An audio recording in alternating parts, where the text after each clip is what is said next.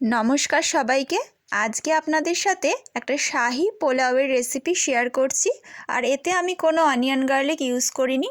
তো যে কোনো অনুষ্ঠানের দিনে কিংবা পুজোর দিনে আপনারা এটাকে সহজেই বানিয়ে ফেলতে পারবেন। এটা বানানো অত্যন্তই ইজি। তো দেখুন, তার জন্য একটা বাটির মধ্যে আমি 3 চামচ দই নিয়ে নিয়েছি, টক দই নিয়ে নিলাম। আর এই টক দইয়ের মধ্যে আমি সমস্ত বেসিক যে মশলাগুলো আছে, যেমন ধনে গুঁড়ো, জিরে গুঁড়ো, লঙ্কা গুঁড়ো, আর এর সাথে এটা মেন দিতে হবে, সেটা হচ্ছে 2 চামচ বিরিয়ানি মশলা। পরিমাণটা আপনারা যতটা বানাবেন সেই হিসাবে বাড়িয়ে বা কমিয়ে নেবেন। সব কিছু অ্যাড করে ভালো করে এটাকে, আর এর সাথে কিছুটা কুচনো আদাও অ্যাড করে দিয়েছি। এই সমস্ত উপকরণগুলোকে আমরা ভালো করে মিশিয়ে নেব। আর স্বাদের জন্য সামান্য চিনি।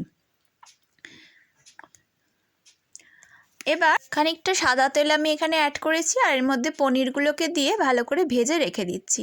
এবার এর মধ্যে 8-10 পিস কাজুর টুকরো আর 2টো মিডিয়াম সাইজ টমেটোকে ভালো করে ব্লেন্ড করে আমি নিয়েছি। আর ওই তেলের মধ্যে আমি এই কাজু আর টমেটোর বাটাটাকে অ্যাড করে দিলাম, আর মিক্সিটা ধুয়ে সামান্য জল।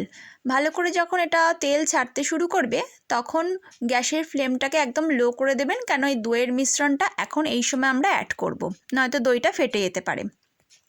ভালো করে জল দিয়ে ভালো করে এটাকে ভালো করে কষিয়ে নিতে হবে।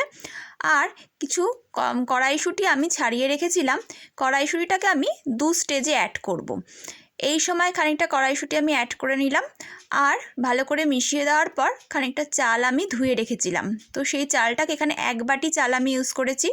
তো চালটাকে এরকমভাবে দিয়ে এটাকে মেশাবো না, ভালো করে পাতিয়ে দেবো, যেমন বিরিয়ানিতে পাতিয়ে দেওয়া হয় ওরকম পাতিয়ে দেওয়া হবে।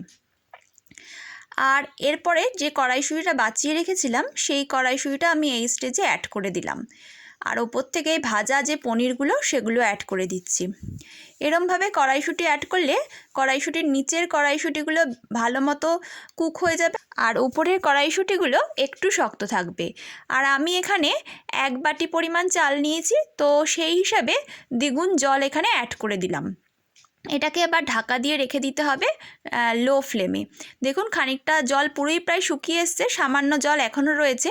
এই অবস্থায় আমি ওপর থেকে ভালো করে একটু 2 চামচে ঘি অ্যাড করে দেবো, দিয়ে ভালো করে এটাকে মিশিয়ে নিতে হবে। পুরো জিনিসটাকে একবার উল্টে পাল্টে ভালো করে মিশিয়ে নিতে হবে। মিশিয়ে নেওয়ার পর এটাকে গ্যাসের ফ্লেমটাকে অফ করে ঢাকা দিয়ে খানিকক্ষণ রেখে দেবেন। অন্তত পরিবেশন করার আগে আধ ঘন্টা কি 15 মিনিট অন্তত রাখবেন, তাহলে পরে একদম ঝরঝরে পোলাওটা আপনারা পাবেন। দেখুন, পোলাওটা আমার সম্পূর্ণ রেডি।